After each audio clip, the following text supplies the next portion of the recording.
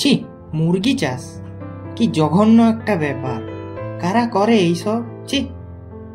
কিন্তু এই মুরগি না থাকলে হয়তো আমরা না পেতাম ডিম না মাংস।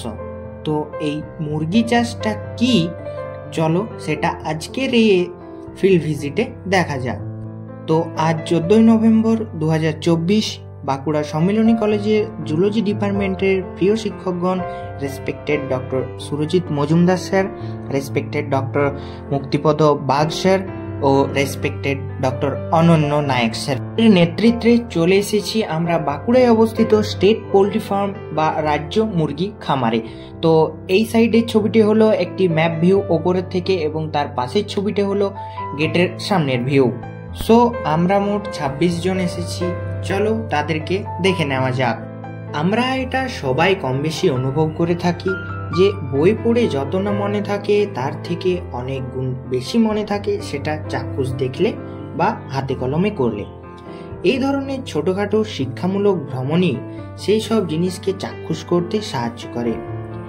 এটা কিছুটা সময়ের জন্য সবাই নিজেদের পুঁথিগত বিদ্যার বাইরে এসে আনন্দের সাথে অনেক কিছু জিনিস শিখতেও পারে এবং তো কথা মতো আমরা সবাই বাঁকুড়ার পেট্রোল পাম্পে এসে জড়ো হই সকাল 11টার সময় এবং এসবিএসটিসি বাস স্টপেজের দিকে এগোই। আর এই যে খামারটি আছে সেটি এসবিএসটিসি বাস স্টপেজ বা গ্যারেজ যেটাই বলুন সেটার ঠিক পাশেই। তো এটি হলো গেটের সামনের ভিউ যেটা আগেই দেখিয়েছি। আর এই যে গেটের সামনে এখানে একটা লাল রঙের জল দেখা যাচ্ছে, তো এটা কোনো রক্ত নয়, এটা হলো পটাশিয়াম পারম্যাঙ্গানেট, যাতে পায়ে থেকে আসা যে জীবাণুগুলো তারা এখানেই মারা যায়। তো পরে এগিয়ে গেলাম স্যারেদের নেতৃত্বে ভেতরের দিকে। তো তারপর দেখা হলো এখানকার চার্জে যিনি আছেন assistant director ARD management Bankura, respected doctor Ananta Kumar Das sir. তো তিনি তারপর আমাদেরকে তার অফিসে নিয়ে যান এবং সেখানে গিয়ে আমাদেরকে বোঝান যে পশু চাষ কি বা মুরগি চাষ কি, কিভাবে এগুলো করতে হয়, তাদের দেখাশোনা করতে হয় এবং নানান তথ্য বিনিময় আমাদের মধ্যে চললো। সেই ছাগলের ব্রিডের নামটা জানো? ছাগলের ব্রিড তুমি জানো? ছাগলের কোন জাতের ছাগল আমাদের এখানে পাওয়া যায়? Black Bengal goat. আমাদের ওয়েস্ট বেঙ্গলে যেটা পাওয়া যায় সেটা বাংলার ভালো ছাগল বলে বা ব্ল্যাক বেঙ্গল গোট। এটা হচ্ছে একটা ব্রিড টাইপের করায়। ওখান থেকে আবার বিভিন্ন রকম প্রসিডিওর করে করে ওই ব্রিডগুলো করে তারপরে এই ব্রয়লারটাকে তৈরি করা হয়। ব্রয়লার আসা একটা সিনথেটিক ব্রিড, মানে বিভিন্ন রকম ব্রিডিং করি ওটাকে নিয়ে আসা হয়।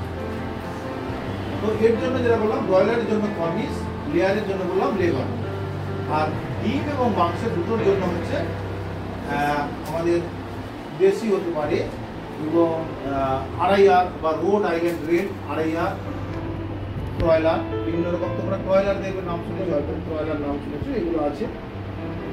হরিণঘাটা ব্ল্যাক প্রচুর আছে। শাকসবজি যা আছে সেগুলো খাইয়ে ওদের কাছ থেকে ডিমটা পেতে হয়। আমি দেশি মুরগিকে যেরকম করতাম, দেশি মুরগি যেরকম করতাম এগুলো ঠিক সেভাবে করতাম। তাহলে তার জন্যই 10টা করে, কারণ 10টা করে দিলে কি হবে না, আমি 2-1টা মারা যেতেই পারে, নাহলে 10টাও বেঁচে থাকে, তাহলে অর্ধেকটা হয়। পরে তিনি নিয়ে গেলেন আমাদেরকে যেখানে এই ডিপ লিটার পদ্ধতিতে মুরগির চাষ করা হচ্ছে সেখানে। তো এখানে দেখতে পাচ্ছ যে 3টে বড় বড় ব্লক আছে, তো সেখানে ডিপ লিটারের সাহায্যে মুরগি চাষ করা হচ্ছে। এখানে এটা দুটো, নিচে একটা সেকশন ওপরে একটা সেকশন। তো মূলত এখানে যে ব্রিডটা পালন করা হয় সেটা নাম হচ্ছে রোড আইল্যান্ড রেড, যেটা দেশি মুরগির মতনই কিন্তু একটু আলাদা। তো দেশি মুরগির থেকে কেন আলাদা, কারণ এই যে মুরগিটা, এই মুরগির যে ব্রিডটা সেটা দেশি মুরগির থেকে 2 গুণ ডিম প্লাস 2 গুণ মাংস প্রদান করতে পারে। এখানে দেখতে পাচ্ছ এদের খাবারেরও ব্যবস্থা করা আছে। সামনের যে বড় একটা টিনের পাত্র দেখতে পাচ্ছ, এখানে তাদের খাবার দেওয়া আছে। এই খাবারটা ওই যে পাইপটা আছে ওটা দিয়ে চলে যায় এবং ওই যে লাল লাল যে কোনগুলো আছে সেগুলোতে থাকে আর সেখান থেকে খায়। আর দূরে যে লাল রঙের একটা বাকেট টাইপের আছে সেখানে জল পাওয়া যায়, মানে সেখানে জল থাকে আর কি।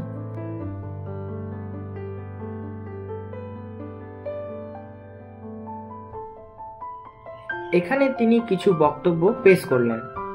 করছে দেখি যারা এখান থেকে আসছে তারা ভালো কোম্পানি যাচ্ছে কোনো এমআর হিসাবে তারা হয়তো এখানে জয়েন করছে। তো এই হচ্ছে হ্যাচারি ইউনিট। তো এখানে কি হয়, এখানে ওখানে যে মুরগিগুলো ডিম পাড়ে সেই ডিমগুলোকে কালেক্ট করে এখানে আনা হয়, এখানে রাখা হয় এবং তার থেকে বাচ্চা বের করা হয়। তো তা কিভাবে করা হয় তো চলো সেটা দেখা যাক।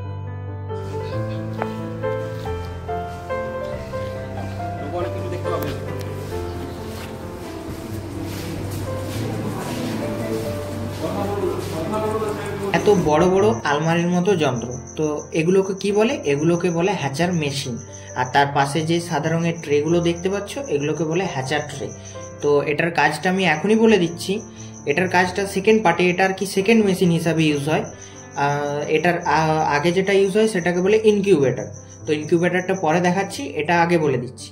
তো এটাতে কি হয় না, এটাতে ইনকিউবেটর থেকে যখন ডিমগুলো নিয়ে এসে এই হ্যাচার মেশিনের হ্যাচার ট্রেতে দিয়ে রেখে আর এই মেশিনের মধ্যে ঢুকিয়ে দেওয়া হয়। তো এখান থেকে কি হয় না, ডিমগুলো কয়েকটা ডিম একদিন কি দুদিন লাগে ফুটতে।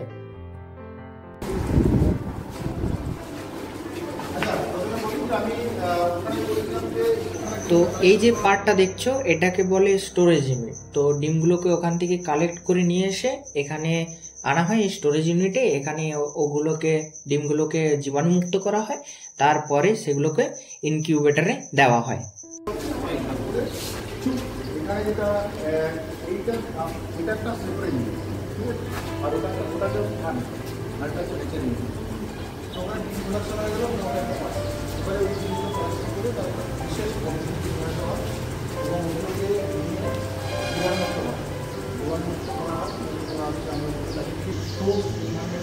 এগুলো হচ্ছে ইনকিউবেটর। তো ইনকিউবেটরে কি হয় না, ওই যে ডিমগুলো আনা হলো, জীবাণুমুক্ত করা হলো, ওগুলো এখানে রাখা হয় 18 দিন। তাহলে 18 দিন ইনকিউবেটরের ভিতরে ডিমগুলো থাকে।